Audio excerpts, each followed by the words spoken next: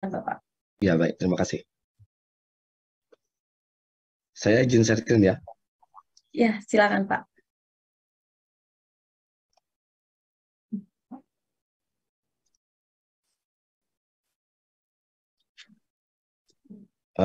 Izin Bapak Ibu, ini apakah sudah terlihat ya? Sudah Pak. Oke, baik. Terima kasih. Pertama, Assalamualaikum warahmatullahi wabarakatuh. Selamat Waalaikumsalam. siang, Bapak Ibu, baik dari komponen pemerintah daerah maupun dari Bapak Ibu calon peserta seleksi untuk guru ASN tahun 2022.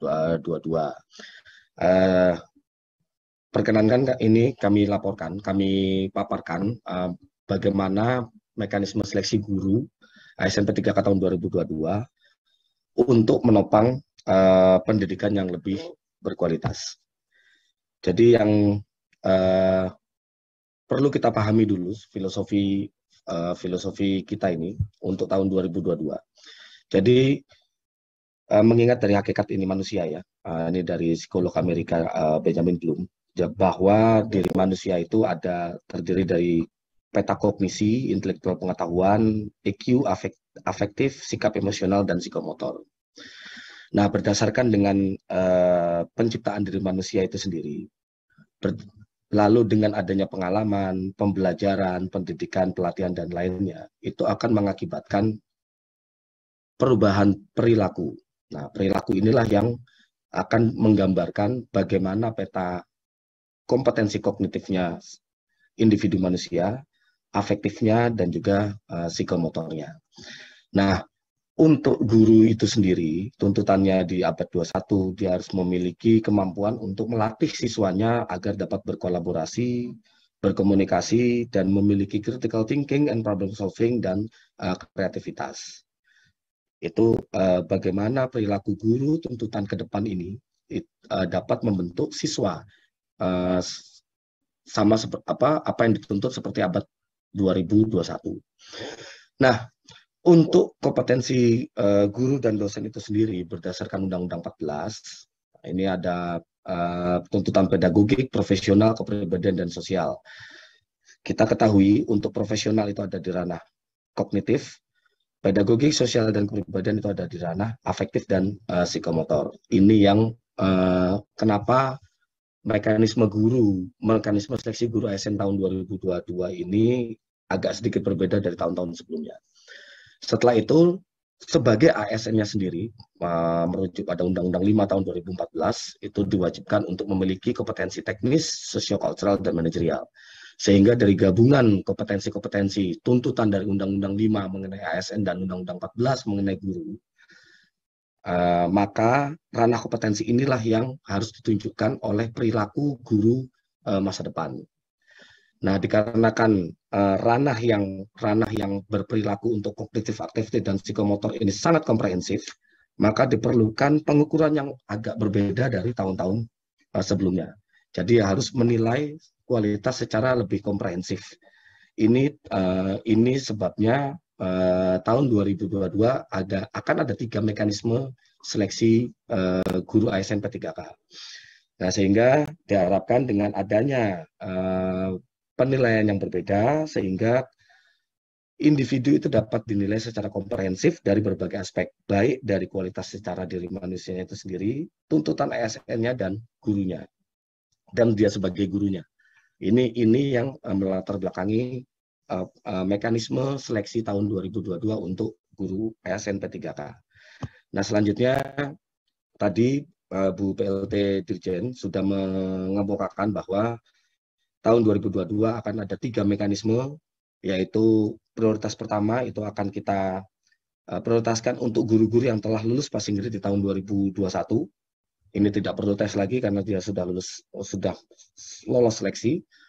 Lalu yang kedua, untuk seleksi kesesuaian dan verifikasi, ini yang tadi di bahasanya ya penilaian observasi untuk guru-guru yang akan mengikuti ujian seleksi tahun 2022. Yang tadi saya bilang dinilai secara lebih komprehensif. Karena bukan hanya kognitifnya saja yang dinilai, namun afektif dan psikomotornya juga akan dinilai oleh pemerintah daerah. Yang ketiga, untuk pelamar umum tetap akan dilaksanakan seleksi menggunakan tes seperti tahun-tahun sebelumnya, karena belum memungkinkan untuk dilakukan uji observasi. Selanjutnya, kami berpesan untuk seluruh guru-guru di Indonesia ini, tolong perhatikan nomor induk NIK, ya, NIK itu agar sama, konsisten antara apa yang telah dimasukkan di Dapodik, itu pertama. Kedua, dengan apa yang ada di Dukcapil. Karena nanti ketika pelamar itu masuk, yang akan jadi primary key, yang akan jadi kunci itu adalah NIK. Jika NIK itu di Dapodik dengan Dukcapil tidak sama, maka pelamar tidak dapat mungkin untuk melanjutkan ke form berikutnya, ke sesi berikutnya. Ini kami berpesan betul pada seluruh calon pelamar. Perhatikan NIK yang ada di Dapodik dan yang ada di Dukcapil. Itu satu. Yang kedua, minta tolong untuk diverifikasi kembali pemberkasan kualifikasi ijazah S1-nya melalui link di aplikasi Info GTK. Sudah, dengan adanya kode-kode NIK yang sudah sinkron tersebut, nanti sistem secara otomatis akan membedakan individu mana yang masuk ke P1, individu mana yang masuk ke P2 sebagai K2, individu mana yang masuk ke P3, ini yang bisa dilakukan dengan mekanisme observasi, penilaian observasi, lalu individu mana yang akan masuk ke pelamar umum. Ini yang individu-individu yang belum mencapai 3 tahun di Dapodik, atau individu baru yang telah memiliki sertifikat pendidik melalui jalur PPG percepatan. Selanjutnya, untuk mekanisme yang pertama, ini tadi sudah dijelaskan juga oleh Ibu PLT Dirjen.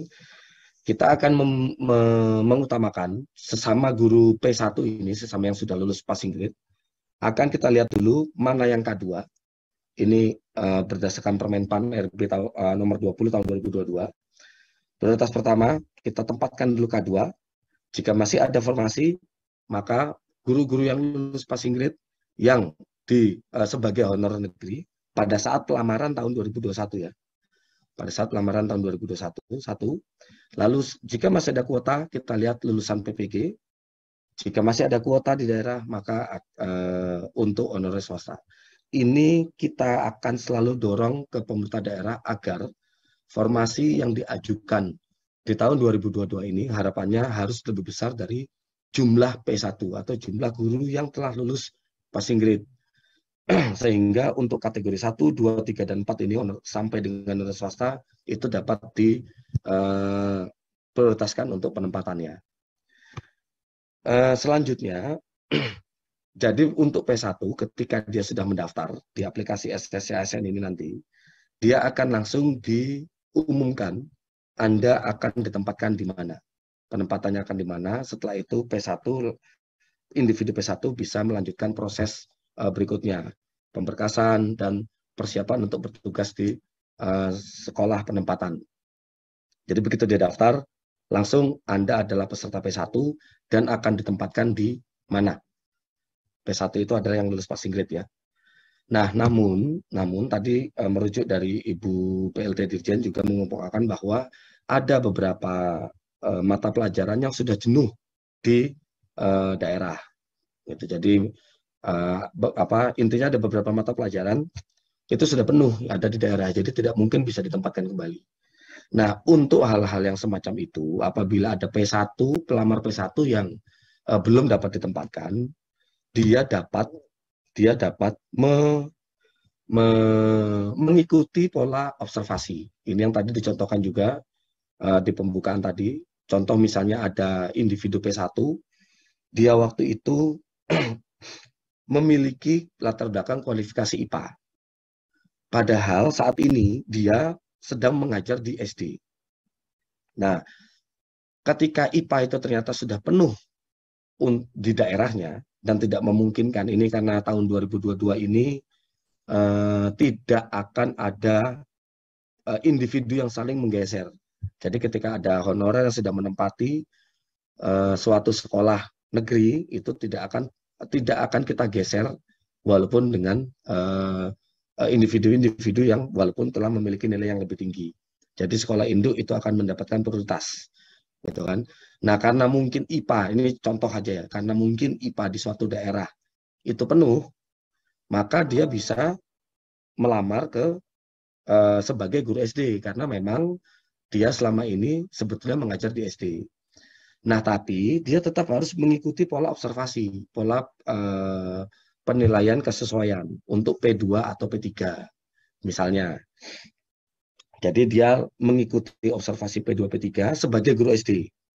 Karena dia kemarin kan lulusnya sebagai guru IPA. Nah, karena daripada dia menunggu sebagai guru IPA, menunggu ketersediaan, mungkin ada yang pensiun entah tahun 2024 atau 2025 misalnya, jika saya ingin bertarung di observasi, itu diperbolehkan. Dia akan mengikuti pola observasi di tempat di mana dia bertugas, misalnya di SD. Nah, semoga menang. Apabila dia menang, maka dia akan ditempatkan di sekolah tempat dia mengajar, di SD saat ini dia mengajar. Selanjutnya ini untuk P1, ini sudah kita ini ya, ini tidak untuk P1 tidak, intinya tinggal tunggu pengumuman yang ada di SSCSN ketika dia daftar ulang. Jadi jangan lupa untuk seluruh guru yang P1, walaupun Anda sudah memiliki passing grade P1, tetap Bapak Ibu guru P1 tetap harus mendaftar kembali, tetap harus melakukan aktivasi kembali ke aplikasi SSCSN. Nanti tinggal lihat pengumumannya melalui aplikasi tersebut, SSCSN tersebut akan ditempatkan di mana. Nah, sekarang kita konsentrasi untuk yang P2, yaitu penilaian observasi, baik untuk K2 maupun untuk guru honorer negeri yang telah mengajar minimal 3 tahun.